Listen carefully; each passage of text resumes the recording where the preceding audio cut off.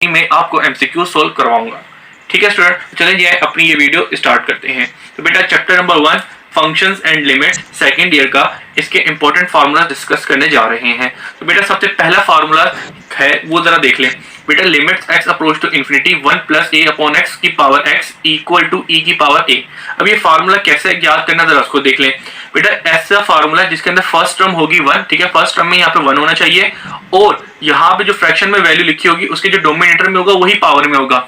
ठीक है स्टूडेंट, तो जो डोमिनेटर में वही पावर में, तो इक्वल टू e की पावर a बन जाएगा। अब a बेसिकली क्या होगा, जो फ्रैक्शन के अंदर अपर जो चीज लिखोगे, जैसे यहाँ पे a लिखा हुआ है तो यहाँ पे a आ गया, तो फर्स्ट टर्म 1 थी, जो डोमिनेटर में था वही ऊपर आ गया, तो लिहाजा जो फ्रैक्शन में जो ऊपर लिखा हुआ था, जैसे a यहाँ पे अगर 6 लिखा हो तो यहाँ पे 6 आता, अगर यहाँ पे 2 लिखा हो तो यहाँ पे भी 2 आता। तो मेन चीज क्या थी, जो ऊपर लिखा होगा वो e की पावर बन जाएगा। ठीक है स्टूडेंट, तो ये एक फॉर्मूला है, इसको याद कर लें, ये बहुत बार आपके एमसीक्यूज में आया हुआ है। तो आपको ये चीज दे दी गई है, तो ये किसके बराबर होगी, ये कहा गया है। तो आपने e की पावर, यानी यहाँ पे जो नंबर लिखा होगा वो e की पावर a, जैसे कि a है तो वो बन के आपका आंसर होगा। तो एक बहुत ही कॉमन एमसीक्यू इसी फॉर्मूले से निकल रहा है, वो क्या है मैं आपको बता देता हूं ताकि आप इजीली समझ जाएं। तो इसकी एक एग्जांपल भी हो जाएगी और एक तरीके से आपका एक एमसीक्यू भी पक्का हो जाएगा। तो जरा देखिए, limits x approach to infinity, ठीक है, फर्स्ट टर्म 1 है, 1 प्लस 1 अपॉन n, ठीक है, की पावर n। तो ये किसके बराबर हो जाएगा, ये एक एमसीक्यू आपका कॉमनली आ रहा होता है पेपर्स के अंदर। तो जरा देखिए, फर्स्ट टर्म 1 है और अब जरा देखिए डोमिनेटर में n है और उसकी पावर भी वही n है।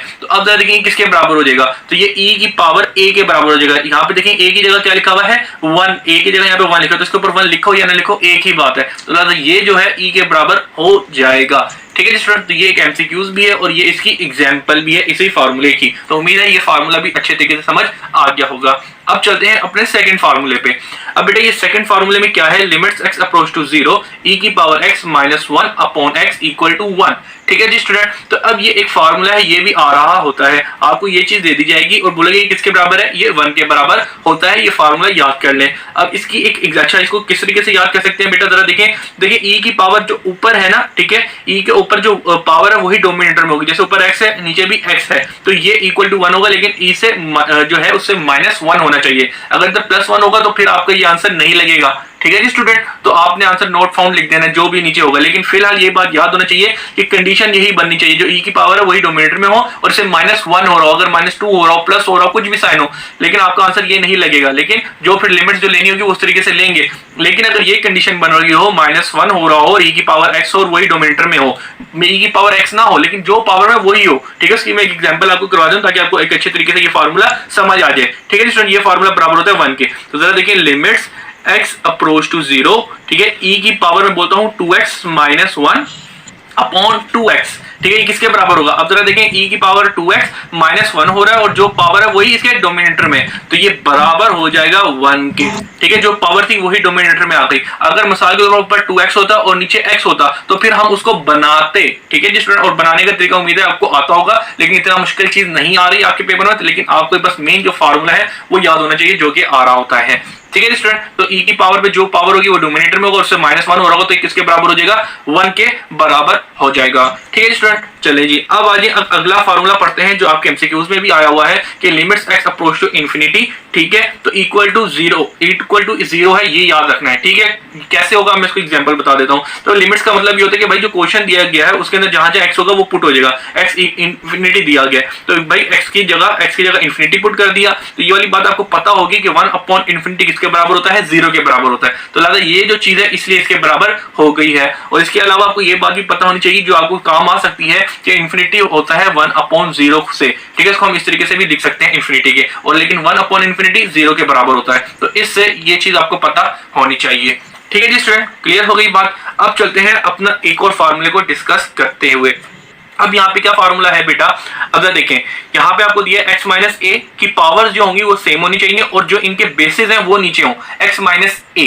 ठीक है स्टूडेंट, तो ये बराबर हो जाएगा n(a)(n-1)। ठीक है स्टूडेंट, तो इस फार्मूले को याद कैसे कर लें, अब इस फार्मूले की एग्जांपल है वो भी बता दूं ताकि आपको ये समझ आए। मेन तो ये फार्मूला आपको एक्सप्लेन होना याद होना चाहिए। याद रहे कि जो मैंने चैप्टर 1 करवाया हुआ है थ्योरी के अंदर, ये फार्मूलास को याद मैंने बहुत ही अच्छे तरीके से करवाया हुआ है, इनके शॉर्ट ट्रिक भी बताई है। तो अगर आपने चैप्टर नंबर 1 मेरे से नहीं पढ़ा, अगर पढ़ा नहीं अभी तक तो पहले चैप्टर नंबर 1 को आप देख सकते हैं, प्लेलिस्ट के अंदर चैप्टर के क्वेश्चन मैंने सोल्व करवाए होंगे। तो लिहाजा क्वेश्चन को सोल्व करवाने से पहले उनके अंदर जो फॉर्मुला और जो कंडीशन होती है उनको बहुत ही अच्छे तरीके से डिस्कस कर रहा होता हूं। तो अभी तो फिलहाल मैं एमसीक्यूज करवा रहा हूं, तो इसलिए ऊपर ऊपर से लेके जा रहा हूं। उम्मीद है कि आपको समझ आ रहे होंगे क्योंकि आपने थ्योरी पढ़ के आए होंगे, एक्सरसाइज सोल्व करके आए होंगे। ठीक है स्टूडेंट, तो चलिए देख लें। तो भाई ये जो फार्मूला है, ये फार्मूला क्या है, x माइनस ए, लेकिन इनकी जो पावर होंगी वो सेम होनी चाहिए और इनकी जो बेसिस होंगे वो नीचे आए। ठीक है स्टूडेंट, तो ये बराबर हो जाता है N A N minus one. तो बेसिकली ये किसके बराबर होता है, अगर आप इसकी शॉर्ट ट्रिक जो मैंने आपको बताई थी, यानी कि जहां भी ये जो टर्म लिखी होती है इसका हम डेरिवेटिव ले लेंगे तो यही आपका आंसर होगा। तो पावर मल्टीप्लाई में उसमें से एक कम करेंगे तो यही फॉर्म बन जाएगी अगर इसका डेरिवेटिव लूंगा। तो लिहाजा इसका आंसर जो होगा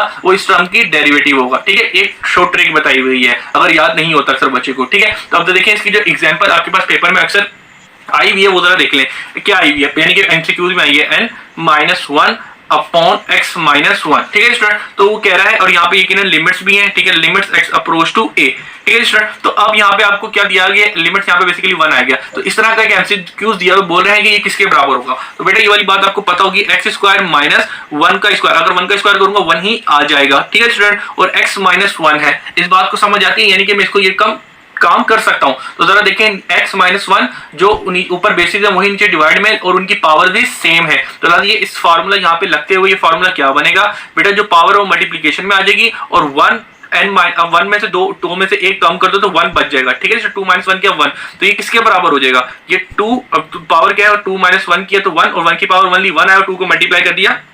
तो लिहाजा इसका जो डेरिवेटिव इसकी जो लिमिट्स आएगी वो आपके पास 2 आएगी। तो ये आपका आंसर बन रहा होगा। तो इस तरह का एमसीक्यूज आपके पेपर में आया हुआ है, तो यहाँ पे एक्सप्लेन कर दिया ताकि ये फार्मूला आपको अच्छे तरीके से समझ आ जाए। ठीक है स्टूडेंट, अब इसके बाद हम क्या करेंगे, अगला फार्मूला डिस्कस करते हैं। अब अगला फार्मूला क्या है, limits X approach to 0 A X minus 1 upon X. अब जरा देखिए ये वाला फार्मूला और ये वाला फार्मूला टोटली एक है, लेकिन यहाँ पे ई है और यहाँ पर ए है। ए बेसिकली यहाँ पे किसको प्रेजेंट कर रहा है, कांस्टेंट नंबर को। यहाँ पे अगर 3 होता, 4 होता, 5 होता तो उस लिहाज से यहाँ पे ए बेसिकली प्रेजेंट कर रहा है हमारे कांस्टेंट नंबर को। तो यहाँ पे जो इसकी एक एग्जांपल है लिमिट्स, ठीक है, फार्मूला तो मैंने आपको समझ आ गया कि लिमिट्स एक्स अप्रोच टू ए की पावर एक्स माइनस 1 उससे माइनस 1 होना चाहिए और जो पावर होगी वही डिवाइड में होगी, तो ये ln a बन जाएगा। यहाँ पे जो बेस होगी उसकी ln लिख देंगे उसके साथ, ये आपका आंसर होगा। ठीक है स्टूडेंट, ये जितने फार्मूले मैं डिस्कस कर रहा हूँ इसके अलावा और भी फार्मूले हैं चैप्टर नंबर 1 के अंदर, लेकिन वो डिस्कस नहीं कर रहा क्योंकि उनसे एमसीक्यूज नहीं निकले हुए। तो लिहाजा वही फार्मूला डिस्कस कर रहा हूँ जो आपके एमसीक्यूज में आए हुए हैं। तो जरा देखें इसकी एक एग्जांपल करवा देता हूँ,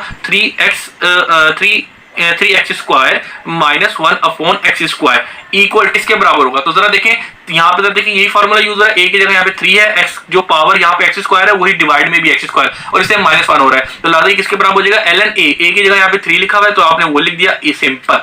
ठीक है स्टूडेंट, तो ये इसके बराबर हो जाएगा। तो ये एक फार्मूला यूज करते हैं, हमने एक एग्जांपल भी कर ली ताकि आपको ये अच्छी तरीके से याद हो जाए। ठीक है स्टूडेंट, यहाँ तक वो कहानी कंप्लीट। तो यहाँ पे अब हम अगला फार्मूला डिस्कस करने जा रहे हैं जो बहुत ही ज्यादा इंपॉर्टेंट है, बहुत ही एमसीक्यू इससे आ रहे होते हैं, यानी कि हर साल एक ना एक एमसीक्यू इस फार्मूले का आ रहा होता है। तो ये फार्मूला क्या है कि भाई limits X approach to 0 sine X upon X, यानी कि भाई साइन के साथ जो एंगल है, जो एंगल लिखा है वही इसके डोमिनेटर में होना चाहिए, तो ये 1 के बराबर हो जाएगा। तो इस फार्मूले के ऊपर बेस्ड 2 क्वेश्चन है जो आपके पास आ रहे होते हैं, वो कैसे होते हैं जरा देखें। तो सबसे पहली एग्जांपल आपके पास ये लिखी हुई है, तो बेटा जरा देखें limits X approach to 0 sin 2x upon 2x। तो यहाँ पे तो फार्मूला आपको सीधा सा समझ आ रहा है कि भाई limits X approach to 0 sin x upon x बराबर होता है 1 के, यानी कि जो एंगल में वही डोमिनेटर में हो। तो भाई इधर देखिए जो एंगल में क्या है 2x और डोमिनेटर में वही है, तो यहाँ पे फार्मूला यानी कि ये पूरी वैल्यू किसके बराबर हो जाएगी कि भाई limits X approach to 0 sin 2x, angle में 2x लिखा है और डोमिनेटर में 2x ही दिया, तो ये किसके बराबर हो जाएगा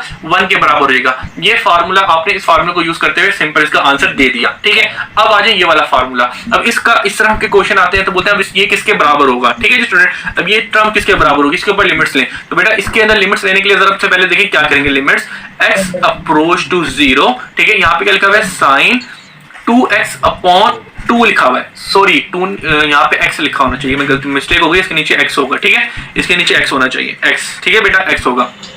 तो ये आपको क्वेश्चन दिया गया है। अब जरा देखिए यहाँ पे फार्मूले के तहत भाई जो इसके पावर में है वो इसके डोमिनेटर में होना चाहिए, तो यहाँ पे क्या लिखा है साइन 2x अपॉन x, यानी कि ऊपर 2x है और नीचे x है, इसके अगर नीचे 2 आ जाएगा तो फिर इसका एंगल जो है वही डोमिनेटर में है। तो ये इस फार्मूले की कंडीशन को, यानी कि जो एंगल है वही इसके डोमिनेटर में है, तो फिर हम ये वाला फार्मूला यूज कर सकते हैं। तो उसको सबसे पहले बनाएंगे, तो उसको बनाने के लिए मैं यहाँ पे देखिए क्या करूंगा, 2 मल्टीप्लाई एंड डिवाइड, यानी कि 2 को मल्टीप्लाई भी करूंगा और डिवाइड भी करूंगा। आपको पता है मल्टीप्लाई और डिवाइड एक दूसरे को कैंसिल आउट करके 1 के बराबर हो जाएगा, तो मैथमेटिकली प्रूव है, तो उस टर्म को हम मल्टीप्लाई करते हुए अपना आंसर सिंप्लीफाई करेंगे। तो जरा देखिए limits x approach to 0 sin 2x upon x, ठीक है स्टूडेंट। तो मैंने से क्या कहता है 2 मल्टीप्लाई एंड डिवाइड करूंगा, तो देखिए ये 2 और 2 कैंसिल आउट किया तो 1 के बराबर हो जाएगा, यानी कि ये मैथमेटिकली प्रूव है, ये काम मैं कर सकता हूं। अब आगे जरा देखिए क्या करूंगा, limits x approach to 0 sin 2x upon, अभी जो डोमिनेटर वाला 2x को आगे से मल्टीप्लाई कर दूंगा, मल्टीप्लाई हो रहा है और यहाँ पे क्या रह गया 2। अब जरा देखिए ये वाला फार्मूला मैं यूज कर सकता हूं, क्यों? क्योंकि देखिए ऊपर जो पावर था 2x वही इसके डोमिनेटर में है 2x, तो लिहाजा ये फार्मूला यूज करते हुए ये पूरा होल किसके बराबर हो गया 1 के, और मल्टीप्लाई बाय 2 जो साइड में था, जो मैंने मल्टीप्लाई डिवाइड किया था उसमें जो ऊपर वाला 2 था वो रह गया था, 2 1 जा 2, तो आपका जो आंसर होगा वो इस तरीके से बन जाएगा। तो इस तरीके से हम यूज कर रहे होंगे कि ऊपर जो एंगल वही नीचे एंगल बना के फिर ये फार्मूला यूज करेंगे, इससे हमारा सही आंसर आएगा, ठीक है स्टूडेंट। तो यहाँ पे इससे बहुत इंपॉर्टेंट 2 कंडीशन के जो फार्मूलाज आपके एमसीक्यूज में आते हैं वो होते हैं कंप्लीट, ठीक है।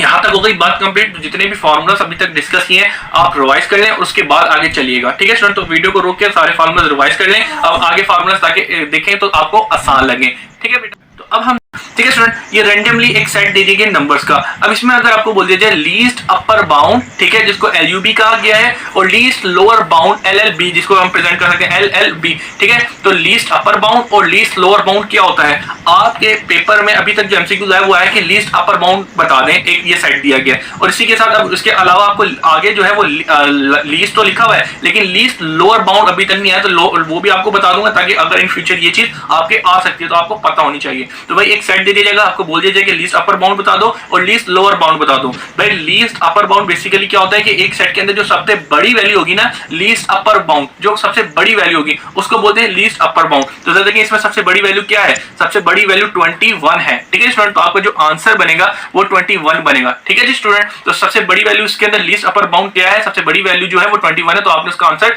21 बोल देंगे, ठीक है स्टूडेंट। फिर इसी तरीके से अगर आपको कोई एमसीक्यू दूसरा आ जाए, बोल दे कि भाई लीस्ट लोअर बाउंड बताओ, यानी कि इस एमसीक्यू के अंदर लीस्ट लोअर बाउंड बताओ, तो वो क्या होगा? तो अब जरा देखिए इसके अंदर जो सबसे छोटी वैल्यू होगी वो आपका लीस्ट लोअर बाउंड होगा। तो सबसे छोटी वैल्यू जरा देखें क्या है इसके अंदर बेटा, सबसे छोटी वैल्यू इसके अंदर -10 है, ठीक है स्टूडेंट। कैसे? अब देखिए -1/5 भी, तो अगर -1/3 को अगर डिवाइड करेंगे तो 0 पॉइंट सब कुछ आएगा माइनस का, लेकिन आप देखिए माइनस का है, फिर -5 आएगा, फिर -10 आएगा, यानी कि वो छोटी वैल्यू बन जाएगी। तो यानी कि इसके अंदर -5 है फिर -10, जो सबसे छोटी वैल्यू होगी वो बेसिकली -10 होगी। तो लीस्ट लोअर बाउंड जो होगा आपका यहाँ पे -10 है, ठीक है स्टूडेंट। तो इस तरीके से आपको उम्मीद है कि ये एक इंपॉर्टेंट एमसीक्यूज है जो इन फ्यूचर आपके आ सकते हैं कि लीस्ट अपर बाउंड जो सबसे बड़ी वैल्यू होती है उस सेट के अंदर दी गई हो, और लीस्ट लोअर बाउंड जो सबसे छोटी वैल्यू दी होगी वो आपका आंसर बन जाएगी, ठीक है।